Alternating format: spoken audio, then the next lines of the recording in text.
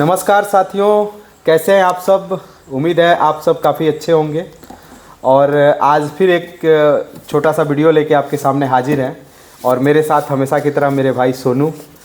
और काफ़ी दिनों बाद हम एक वीडियो लेके आए हुए हैं इस पे, क्योंकि टाइम की थोड़ी सी प्रॉब्लम हो जाती है, लेकिन फिर भी क्रिकेट की जो चीज़ें हैं उससे हम दूर नहीं रह पाते हैं। हम सोचते हैं कि जो कुछ भी जानकारी है अपने दोस्त अपने भाई लोगों के साथ शेयर किया जाए।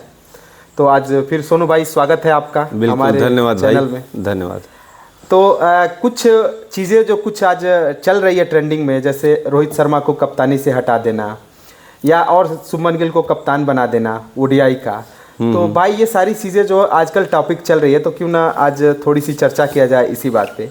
सोनू भाई एक चीज़ मैं जानना चाह रहा हूँ, सबसे पहले आप बताइएगा कि जिस तरीके की ओहदा रोहित शर्मा के पास है और जिस हिसाब से अचानक से उनको कप्तानी से दूर कर दिया गया है, अभी भी भारतीय फैंस में ये चल रहा है कि भाई रोहित को वापस से कप्तानी लाया जाए। बिल्कुल बिल्कुल। इस चीज़ को किस तरीके से देखते हैं आप? क्यों आखिर क्या रोहित शर्मा को इस तरीके से अचानक से हटा देना? नहीं, ये क्या बीसीसीआई का एक सही फैसला था? ये मैं बिल्कुल इस फैसले के खिलाफ हूँ।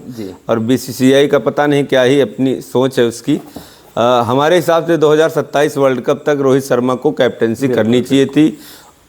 जैसे सचिन तेंदुलकर का एक अधूरा ख्वाब था ओडीआई वर्ल्ड कप जीतना, वो जाके 2011 में पूरा हुआ, वैसे ही हम भी एज ए क्रिकेट फैन और रोहित शर्मा के फैन यही चाहते हैं कि 2027 का वर्ल्ड कप में कप्तानी रोहित शर्मा करें और उसको जीत के लाएं और अपना सपना और सारे भारतीयों का सपना पूरा करें। कि जिस ओहदा है, मतलब आप सोचिए कि 76% जीत जो है वो रोहित शर्मा ने ओडीआई में दिया है। यानी सबसे सफल कप्तान अगर माना जाए तो रोहित शर्मा ही दिखते हैं। बिल्कुल बिल्कुल। और दूसरी सवाल खड़ी होती है कि जिस शुभमन गिल के पास T20 की टेस्ट की जो कप्तानी है, ओडीआई में जो है उनको कप्तान बना दिया गया।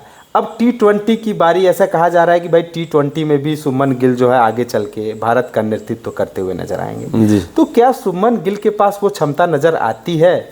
क्या ऐसा तो नहीं हो गया कि भाई साहब एक चीज़ है जो आप पूरी चीज़ें उनको दे रहे हैं और अचानक से हो सकता है कि शुभमन गिल की फॉर्म जो है वो सही समय पे ना काम करे, वो कप्तानी की दबाव को ना झेल पाए?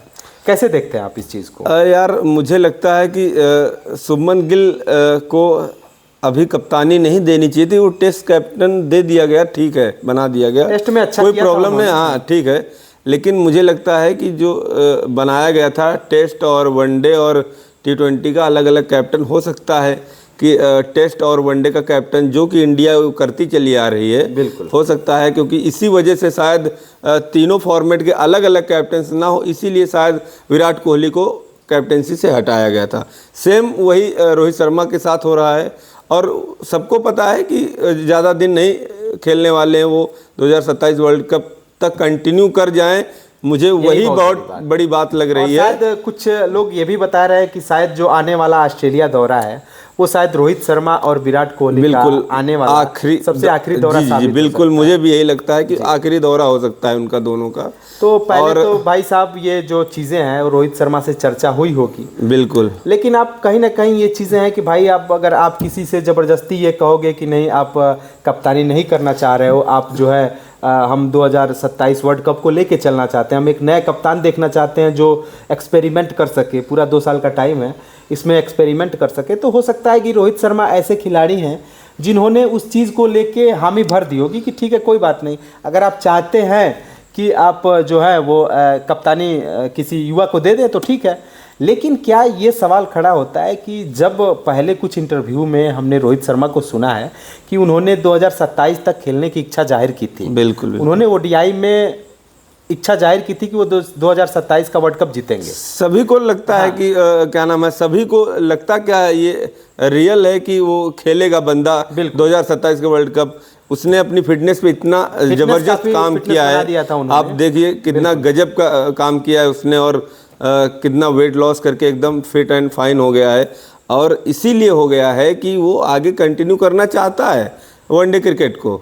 बाकी टेस्ट और देखिए, टेस्ट और T20 के कैप्टन भी अलग अलग हैं। शुभमन गिल है और सूर्य कुमार यादव T20 का कप्तान, उसकी टीम अलग है, उसकी युवा टीम है। T20 की टीम युवा ही होनी चाहिए, जो धोनी ने 2007 वर्ल्ड कप से, क्योंकि सारी टीम युवा भेजी गई थी। और एक्सपीरियंस खिलाड़ी मांगते हैं टेस्ट क्रिकेट में, कि उसको भाई टेस्ट क्रिकेट का अपना अलग ही मज़ा है, क्योंकि असली खेल तो टेस्ट क्रिकेट ही है। एक चीज़ और थी कि भाई अगर आप रोहित शर्मा को कप्तानी से हटा रहे थे तो क्या शुभमन गिल को ही ओडीआई का कप्तान बनाना जरूरी था? क्या उससे पहले और खिलाड़ी नहीं थे? जैसे कि मैं बात कर रहा हूँ श्रेयस अय्यर के बारे में, जी। जिस बंदे ने डोमेस्टिक क्रिकेट से लेके तमाम तरह की एक साल में 3-3, 4-4 टूर्नामेंट का विनर बनाया हो, या आईपीएल में भी आप श्रेयस अय्यर के प्रदर्शन को नकार नहीं सकते। जिस हिसाब से उसने चैंपियन बनाया था कोलकाता को, फिर उसने पंजाब को जो है वो फाइनल तक पहुंचाया, तो क्या एक कप्तान के तौर पे ओडीआई के लिए सबसे पसंदीदा जो हैं वो श्रेयस अय्यर हो सकते थे रोहित शर्मा के बाद? हमारे हिसाब से बीसीसीआई को इस बात पे ध्यान देना चाहिए था या नहीं? बिल्कुल, हमारे हिसाब से बीसीसीआई का जो भी डिसीजन होता है उसको सभी को मानना पड़ता है। और हम अगर मैं अपनी एक राय ओपिनियन दूंगा तो यही दूंगा कि श्रेयस अय्यर को टेस्ट का कैप्टन नहीं बनना चाहिए था। श्रेयस अय्यर को वनडे और T20 का कैप्टन बनना चाहिए था, और टेस्ट कैप्टन शुभमन गिल ठीक था, और T20 की कैप्टनसी भी श्रेयस अय्यर को दे देनी चाहिए बाय रिकॉर्ड। जो अगर रिकॉर्ड देखा जाए, मुझे लगता है सूर्य कुमार यादव की अब जगह T20 क्रिकेट में नहीं बनती है, उनके परफॉर्मेंस को भी देखकर और क्या नाम है टीम की जगह भी देखकर। T20 में तो सूर्य कुमार यादव भले ही एशिया कप में फ्लॉप रहे थे, लेकिन देखा जाए तो भाई स्ट्राइक रेट अगर आप सूर्य कुमार की देखें या औसत देखें, उन्होंने जो T20 में किया है शायद किसी से छुपा नहीं है।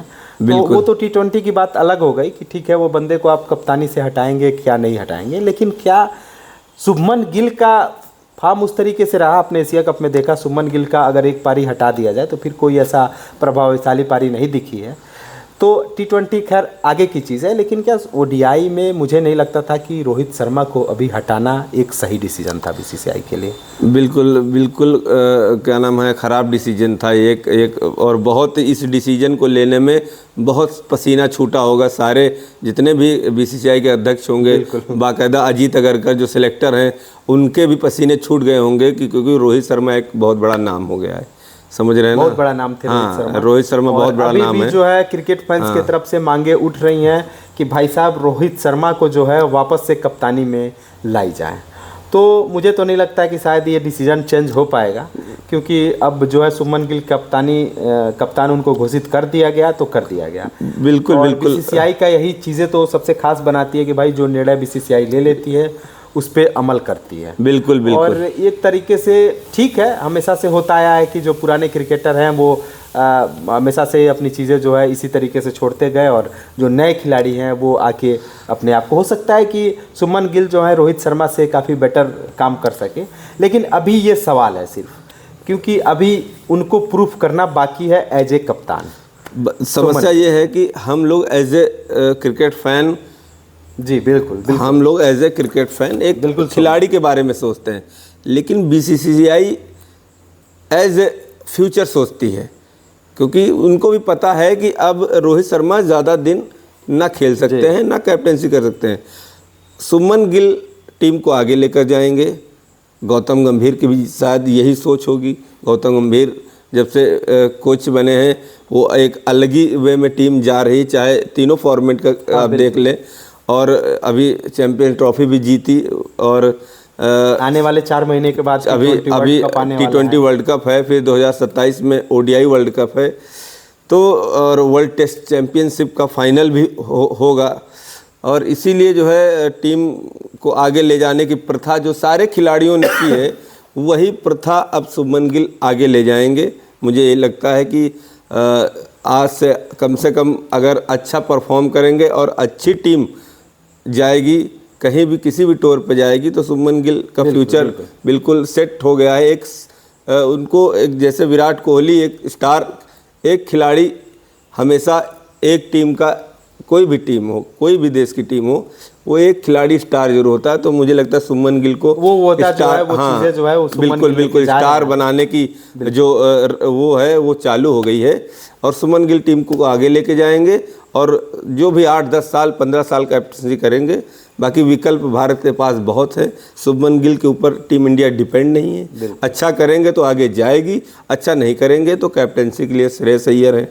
बाकी भी खिलाड़ी हैं जो युवा हैं, अभिषेक उन्हें दी शर्मा, जा सकती है। बिल्कुल अभिषेक शर्मा हैं, वो भी एक बहुत बड़े खिलाड़ी हैं। और मिडिल ऑर्डर में भी इतने अच्छे काबिल खिलाड़ी हैं, कोई भी टीम को आगे लेके जा सकता है। तो साथियों, आज इस वीडियो में बस इतना ही। बाकी लेते हैं आपसे विदा। अपना ख्याल रखिएगा हमेशा, और कोशिश करेंगे कि कुछ कुछ दिनों पे, हमेशा तो शायद नहीं टाइम मिल पाता है, लेकिन थोड़े थोड़े दिनों पे हम दोनों भाई आपके सामने आते रहेंगे एक क्रिकेट का जो ट्रेंडिंग मुद्दा है उसे लेके। बाकी आप दीजिए इजाज़त, मिलते हैं नेक्स्ट वीडियो बिल्कुल में। बिल्कुल, धन्यवाद। और जय हिंद, जय भारत। ध्यान रखें अपना भी और अपने बच्चों का भी। कोशिश करें कि मच्छरदानी में सोएं, क्योंकि मौसम बहुत गड़बड़ चल रहा है, और ताकि किसी को भी बुखार उखार ना हो, और मच्छरदानी में सोएं, सेफ रहें। बिल्कुल। तब तक के लिए सोनू भाई आपका धन्यवाद, और लेते हैं विदा। नमस्कार।